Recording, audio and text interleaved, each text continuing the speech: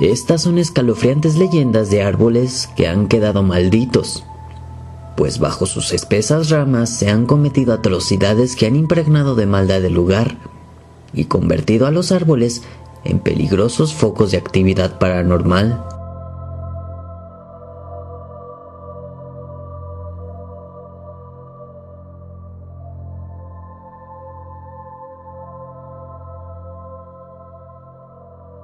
Era una fría noche de otoño del año de 1821, y el conde Shrewsbury regresaba a casa en su carroza, cuando de pronto un anciano de aspecto zarrapastroso y barba gris se le cruzó en el camino, como solicitándole que detuviese la carroza.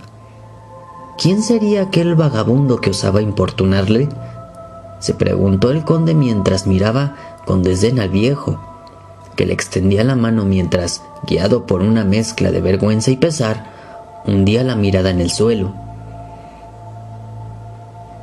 Al parecer, el anciano quería una moneda, y esto molestó bastante al conde.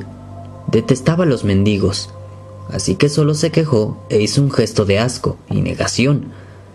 Pero en lugar de callar, el viejo se indignó, y señalando a un roble que estaba muy cerca, dijo con voz ronca y tono solemne: «Por cada rama que caiga de este viejo roble aquí, un miembro de tu familia morirá».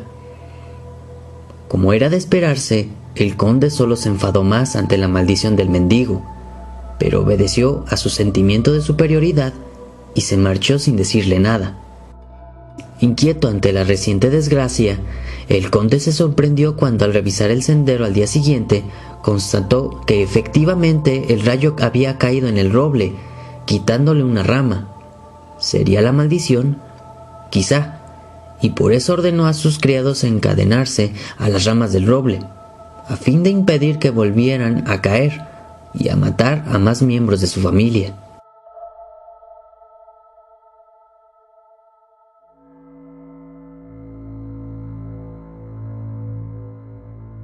En el Hockham Park, dentro del municipio de Bernards, en Nueva Jersey, yace un viejo roble de aspecto siniestro, con las ramas abiertas hacia el cielo, cual si fuesen brazos condenados al infierno, paralizados en miedo de sus movimientos llenos de angustia y desesperación.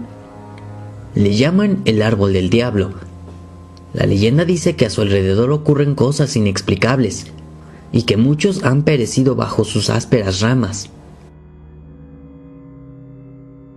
Cuentan que, al acercarse al árbol del diablo, una sensación de opresión se apodera de ellos, como si en el ambiente se respirase la maldad.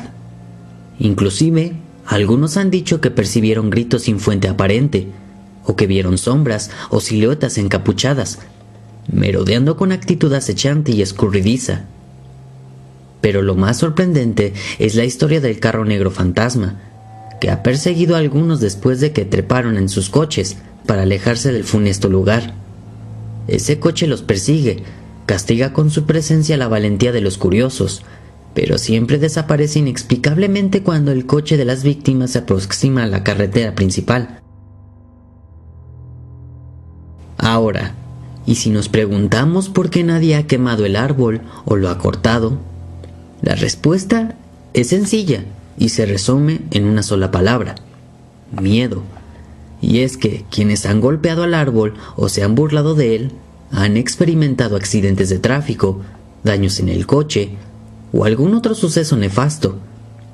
Es como si el árbol se protegiese a sí mismo, mandando mala suerte a quienes lo ponen en peligro, o al menos eso da a entender lo sucedido en aquella ocasión donde, tras emitirse la orden de derribarlo, los trabajadores encargados de cortarlo no pudieron hacer nada. Primero porque las sierras eléctricas dejaron de funcionar inexplicablemente. Segundo, porque tras volver a funcionar inexplicablemente, una vez que estuvieron lejos, los dientes de la sierra se rompieron cuando intentaron penetrar en aquella endemoniada madera. Y tercero, al tratar de cortar con hachas, las hojas de metal se salieron tras los primeros golpes. Claro que alguien podría intentar acabar con el árbol de otra forma, pero todo aquel que se acerca siente un miedo inexplicable, y nadie, tras haber respirado el horror que impera en torno al árbol, pensará en eliminarlo sin creer que por ello podría también sufrir la muerte, o algo todavía peor.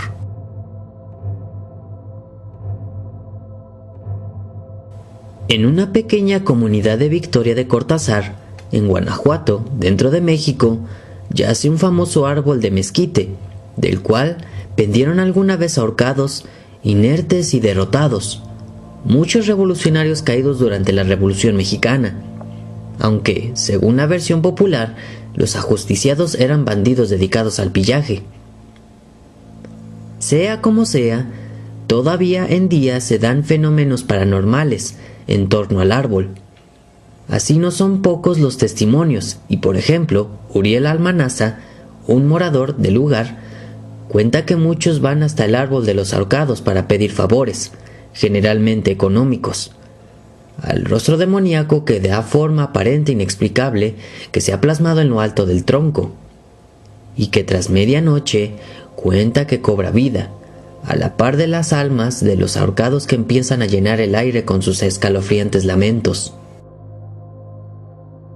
Las historias que cubrieron estos árboles son ciertas, pero lo que pasó después de ellas son meras leyendas. Queda en ti creer o no. Antes de terminar este video, me gustaría pedirte que lo compartas con tus amigos, que le des like en caso de que te haya gustado y comentarlo. Nos vemos en un próximo video. Hasta la próxima.